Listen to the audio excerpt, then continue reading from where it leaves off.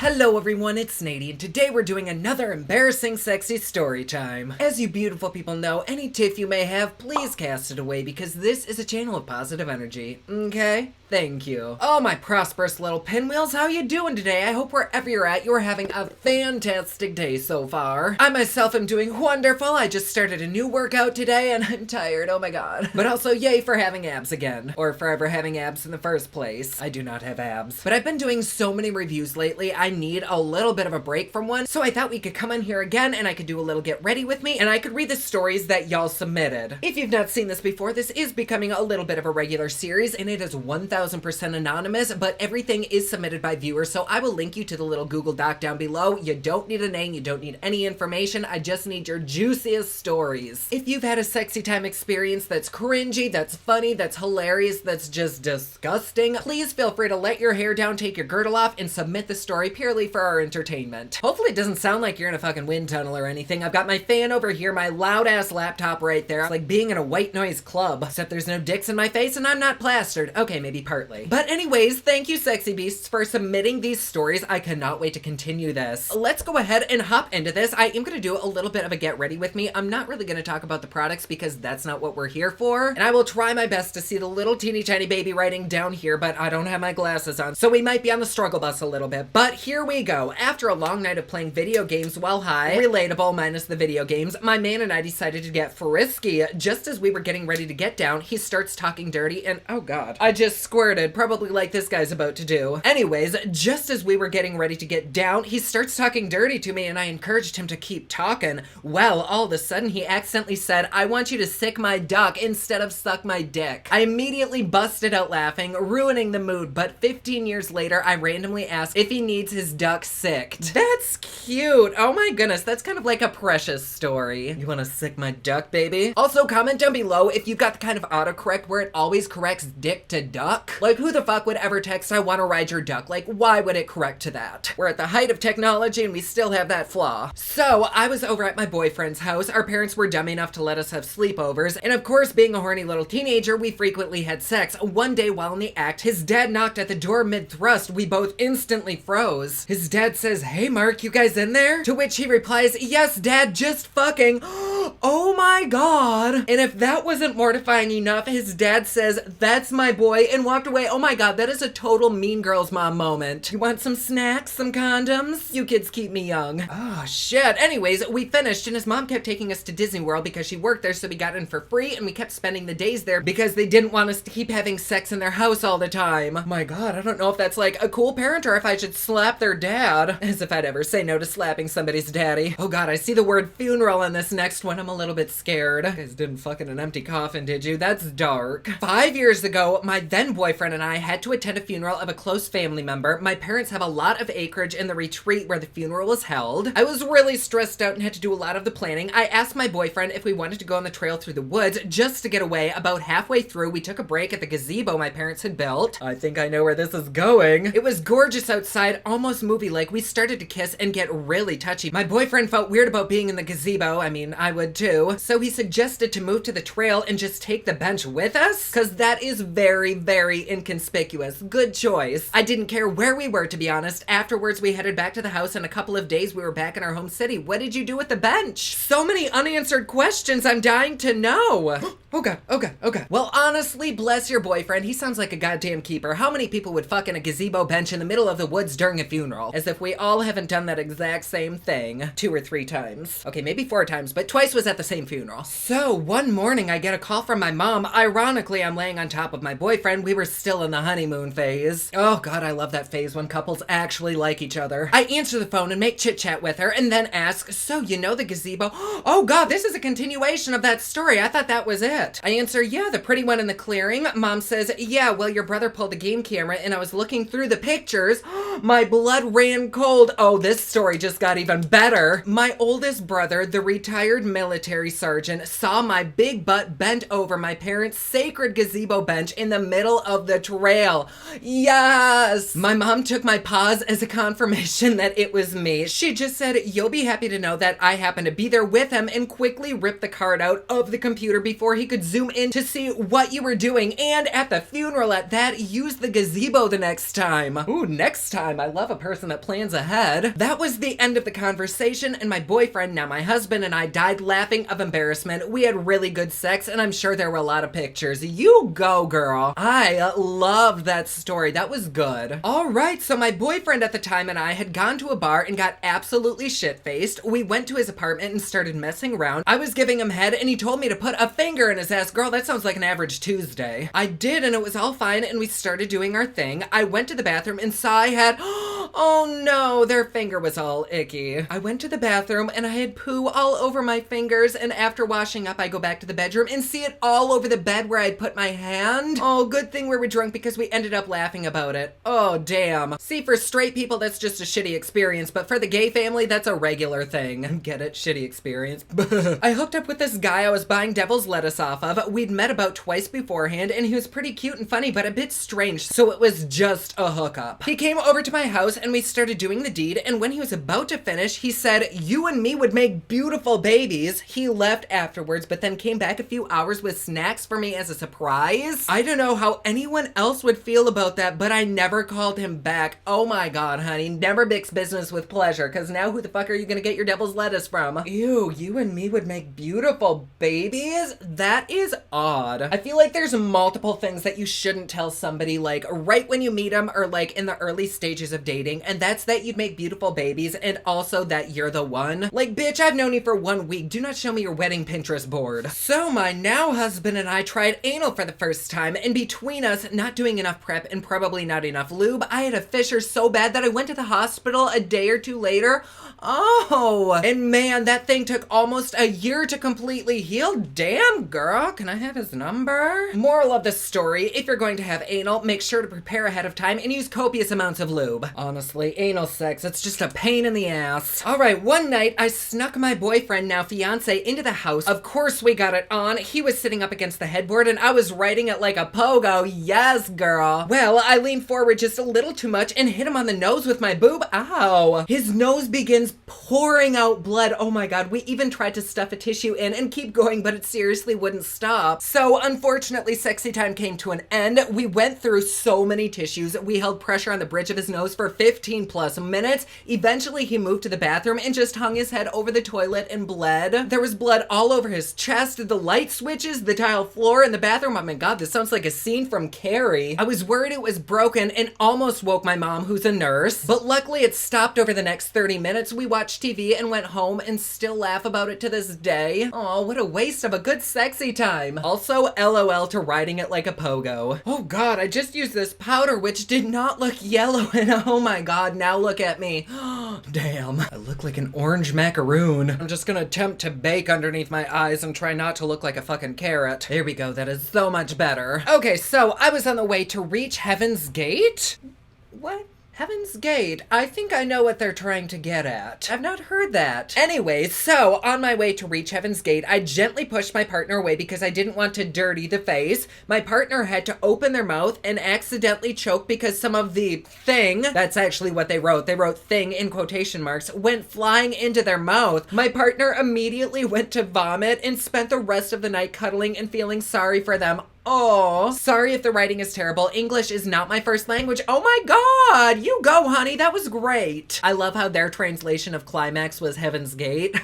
Or maybe that's a common thing. I don't know, but I love it. Oh, I feel for them. I am not one of those people who likes bodily fluids in my mouth or near my face, like any kind. Nope. So, let me start by saying I've never told anyone this. One night, me and my friends were at a party. One of the guys who lived in the apartment was a casual hookup from time to time. I ended up with with him, and for some silly reason we just had to have McDonald's. Friday late night can be pretty busy. We got into the drive-thru line and proceeded to wait. In some insane drunk snap decision, we decided we couldn't wait any longer to hook up. Oh my god, I hope you weren't driving drunk. So I hopped over to his seat right on top of him, and yup, we did it right there in the drive-thru. Yes, bitch! Honestly, that would be what I'd live to see if I worked at McDonald's. We got caught up and had the people behind us beeping and yelling at us. Bitch, they can wait. We got our food and dipped out. I'm sure the McDonald's employees were impressed. I still to this day can't believe I did that. Oh well, but had fun in the moment. I know they aren't or weren't a couple here, but like, that is couple goals AF. Get you somebody who'll fuck you in the drive-thru. Might as well get some cream somehow because their ice cream machine is probably down. My husband and I took our 9-year-old daughter on a 5-day camping trip. Already I hate this. Anyways, a camping trip quite a few years back. Now, when I say camping, I mean on a tiny island in the middle of a river in a tent with no electricity, no bathroom, no anything. That kind of camping. We decided on our last night there we were gonna spice things up and have sex under the stars in the open for the first time. Ooh, you spicy, honey. Roast that hot dog. So we put our daughter to bed and headed out far enough so that we couldn't be heard but could still see the tent. We start going at it and then we hear a yell saying, "Mom, are you okay? You sound like you're hurt." Oh, and why are you clapping? Oh, I'd rather clap than have to clap. I yell back, "I'm fine." And then from my husband, "We're wrestling." I've heard that one before. Clearly she isn't going back to sleep, so sexy time wilderness adventures are over. And just to make sure we were both reminded of our failure, when we got home the next day, we came to the realization that we were both covered everywhere in poison ivy from stomach to feet. And I mean literally everywhere. Ooh, goddamn. Poison ivy between the cheeks is not pleasant. We both suffered for 2 days with a burning rash in and all around our fun parts and hoo-haws. The only humor I got out of this was around the time my daughter turned 16 and we were talking about that trip and she's retelling someone about that camping trip, and it comes to that night, you can actually see it dawn on her face what we'd really been doing.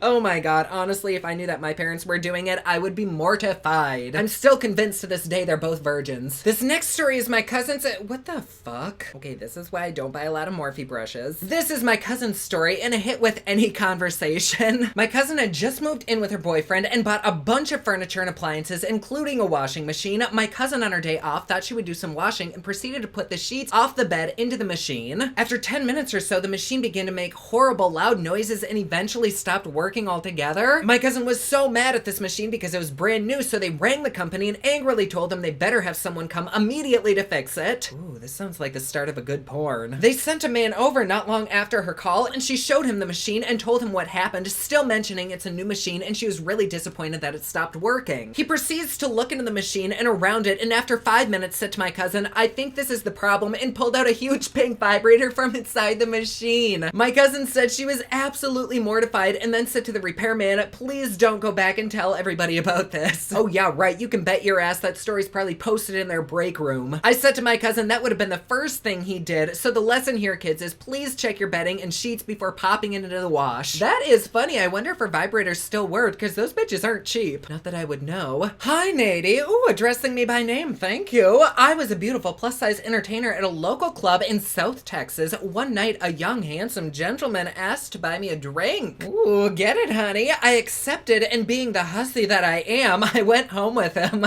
My friends took my car home 40 miles away. Those are some good-ass friends. Damn. I didn't think it was going to be a problem. He had a car. He was off from work the next day. The sex was great. In bed, on the floor, in the bathroom. Okay, I'm a little bit jealous. We got freaky. The next morning, he says he got called into work.